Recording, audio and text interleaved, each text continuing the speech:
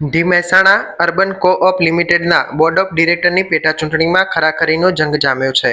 પેટાચૂંટણીમાં વિશ્વાસ પેનલ અને વિકાસ પેનલ વચ્ચે જંગ જામ્યો છે. બંને પેનલો જીત માટે એડી ચોટીનું જોર લગાવી રહી છે અને સભાસદોને વિશ્વાસ અપાવી જીત મેળવવા માટે મતદાન કરવા માટે અપીલ પણ કરી રહી છે. ત્યારે વિસનગરમાં ગોવિંદ ચકલા પટેલવાડી ખાતે વિશ્વાસ પેનલ દ્વારા જાહેર સભાનું આયોજન કરવામાં આવ્યું હતું. આ જાહેર સભામાં અર્બન બેંકના વિસનગરના સભાસદો ઉપસ્થિત રહ્યા હતા, જેમાં વિશ્વાસ પેનલના ઉમેદવારોએ સભાસદોને રવિવારે નૂતન હાઈસ્કૂલમાં જઈ મતદાન કરી તેમને વિજય બનાવવા માટે અપીલ પણ કરી હતી. આ જાહેર સભામાં પૂર્વ સાંસદ શારદાબેન પટેલ, ઉમેદવાર આનંદભાઈ પટેલ, ઉમેદવાર DM Patel, managing trustee lions club Sankalchand Patel, યુનિવર્સિટીના chairman Prakashbhai Patel, copper city એસોસિએશનના પ્રમુખ રાજુભાઈ પટેલ આરકે, નગરપાલિકા પ્રમુખ ઉત્તમભાઈ પટેલ, સામાજિક અગ્રણી Jashubhai Patel, APMC vice chairman Hareshbhai Chaudhary, Rajubhai Chaudhary, K Chaudhary સહિત અગ્રણીઓ તેમજ મોટી સંખ્યામાં સભાસદો પણ ઉપસ્થિત રહ્યા હતા. સમગ્ર કાર્યક્રમનું સંચાલન કોપર સિટીના કીર્તિભાઈ કલા નિકેતન દ્વારા કરવામાં આવ્યું હતું. એના પાયોનિયર અનિલભાઈ પણ એપોલોવાળા એમાં હતા અને આ વટવૃક્ષ મોટું થતું ગયું અને ઉત્તર ગુજરાતના તમામ નાના મોટા શહેરોમાં નાના નાના ઉદ્યોગકારોને બેઠા કરવામાં, આગળ વધવામાં આ બેંકે મોટો ફાળો આપ્યો છે. 2019 સુધી આ બેંક સુપેરે ચાલી રહી હતી. ધમધોકારેનો વિકાસ થયો હતો. 58 જેટલી બેંકની શાખાઓ હતી. 15,000 કરોડ જેટલું ટર્નઓવર ચલાવે અને 9,000 કરોડની ડિપોઝિટ ધરાવે આવી એક મોટી બેંકના ઉપર છેલ્લા વર્ષોમાં થોડીક આફત આવતી હોય એવું લાગે. મિત્રો, બીજા આક્ષેપો નહીં કરું, પણ આ બધા બુદ્ધિજીવી છો. આ બધાને ખબર છે કે આ એક અર્બન બેંક કે જ્યારે ડીએમ પટેલ પણ એમાં હતા, અનિલભાઈ પણ હતા, કે પટેલ હતા, ખોડભાઈ પટેલ પણ હતા. આ બધાના નેતૃત્વમાં બેંક જ્યારે ધમધોકાર સમજીને આપણી વચ્ચે ઉપસ્થિત રહ્યા છે એવા તમામ આપણા વિસનગર તાલુકાના અગ્રણીઓ અહીંયા ઉપસ્થિત મોટી સંખ્યાની અંદર મહેસાણા અર્બન બેંકના માનનીય સભાસદ મિત્રો, મારા વડીલો, યુવાન ભાઈઓ અને બહેનો, આપણે સૌ આજે આ ચૂંટણીની અંદર શું થઈ શકવું જોઈએ અને આપણે શું કરી શકીએ તેમ છીએ, આપણે કોને સમર્થન આપવું પડે, આપણી શું સભાસદ તરીકેની જવાબદારી છે, આપણી મહેસાણા અર્બન બેંકની લોકો પ્રત્યેની જે લાગણી છે એની અભિવ્યક્તિ માટે, એને સમર્થન માટે આજે આપણે એકઠા થયા છીએ. આ એક ઉત્સવનો માહોલ છે. ચૂંટણી હંમેશા આવે ત્યારે એક ઉત્સવ લઈને આવતી હોય છે, આપણે એવું સમજવું જોઈએ. કારણ કે જેટલા વર્ષે આવતી હોય એટલા વર્ષે આપણે આપણી જવાબદારી અદા કરવાની હોય છે. મહેસાણા અર્બન બેંક એ ગુજરાતની બીજા નંબરની કોઓપરેટિવ બેંક છે અને એના આપણે સભાસદો છીએ, આપણા માટે ગૌરવની વાત છે. મહેસાણા અર્બન બેંક એ ગુજરાતની નામાંકિત મલ્ટી સ્ટેટ કોઓપરેટિવ બેંક છે.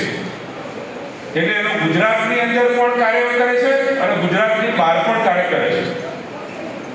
આ બેંક સાથે 1,60,000 થી વધુ સભાસદો જોડાયેલા છે કે જે સીધા આ બેંકના વોટિંગની અંદર પોતાનો મત આપવાના છે.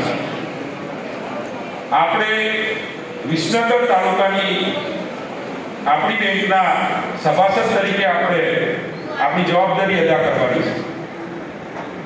આપણે ઘણું બધું સાંભળ્યું છે, ઘણું બધું સમજ્યા છીએ. વિસનગરનું ક્રીમ, વિસનગરના અગ્રણીઓ આજે જ્યારે મંચ ઉપર બેઠા હોય ત્યારે આપણે કહું કે જશુભાઈ મહેસાણા આપણી કાંસાની પીપલ્સ કોઓપરેટિવ બેંક વર્ષોથી ચલાવે છે. આજ દિન સુધી જશુભાઈના બેંકનો કોઈ વિવાદ આપણે સાંભળ્યો નથી. વિસનગર ખાતે અમારી જે 3 તારીખે અર્બન બેંકની ચૂંટણી છે એના અનુસંધાને સભા હતી. ખૂબ સારી સંખ્યામાં સભાસદો હાજર હતા. બેંકમાં જે ચાલી રહેલા કૌભાંડો છે એના વિશે ડિટેલમાં વાત કરી અને પુરાવા સાથે વાત કરી. આગળ ચૂંટણીમાં જે પરિણામ આવે એને લઈને કેવો અભિગમ રહેશે? અમને વિશ્વાસ છે કે સભાસદોમાં જાગૃતિ આવી છે અને બેંકની વાસ્તવિક જે પરિસ્થિતિ છે એને લોકોએ જોઈ છે.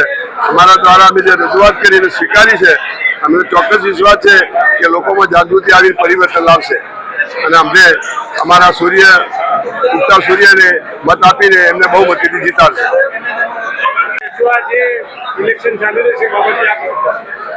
આ મહેસાણા અર્બન બેંક કોઓપરેટિવ બેંકની જે ચૂંટણી છે જે 3 ઓગસ્ટ રવિવારે યોજાવાની છે એ બાબતે અમારી પેનલ જે વિશ્વાસ પેનલ છે કે જેનું નિશાન ઉગતો સૂર્ય છે એ અમે સક્ષમ ઉમેદવારો સાથે સ્વચ્છ અને પારદર્શક વહીવટની ખાતરી સાથે સભાસદોની સમક્ષ આવ્યા છીએ અને એમના તરફથી અમને પૂરો ટેકો મળી રહ્યો હોય એવું લાગે છે. આટલું મોટું કૌભાંડ થયું છે એને લઈને શું કહેશો? બેન, બેંક આપણી બધાની છે. કેટલીક વસ્તુઓ અમે જાહેરમાં કહી શકીએ છીએ, કેટલીક કદાચ વધારે હશે, પણ અમારો બધાનો હેતુ એવો છે કે આ જે કંઈ પરિસ્થિતિ બગડી છે એને ઝડપથી એક સારા વહીવટ સાથે સુધારા પર લાવી અને બેંકની પ્રગતિ ફરીથી એના પંથે થાય અને આગળ વિકાસ થતો રહે, પ્રગતિ થતી રહે બેંકની, એવો અમારો અભિગમ છે અને સૌ લોકો જ્યાં જઈએ છીએ એ બધા અમારી ઉપર વિશ્વાસ મૂકે છે. શું એવું છે કે ચૂંટણી આવતા જ કૌભાંડો બહાર આવે છે? બેન, મેં આપને જેમ પહેલા કહ્યું એમ કેટલીક વસ્તુ જાહેરમાં કહીએ છીએ. અમારી હંમેશા પ્રયત્ન રહ્યો છે કે આ બધી વાત બહાર ન પણ આવે અને બેંકો અંદરથી જ સારી થાય અને એ માટે કોઈ જો સમાધાનની વાત હતી તો પણ અમારો અભિગમ હંમેશા એક પોઝિટિવ રહેલો છે અને અમને કોઈ બેંકને ઉપર કોઈ જાતનું કાદવ ઉછાળવાનું કે એવો કોઈ એ નથી, પણ જે હકીકત છે જ્યાં ખરેખર પુરાવા લાયક દેખાય છે, જેમ કે આરબીઆઈના ડાયરેક્ટરની નિમણૂક થવી એ એક સીધી વસ્તુ છે કે દેખીતો દાખલો છે.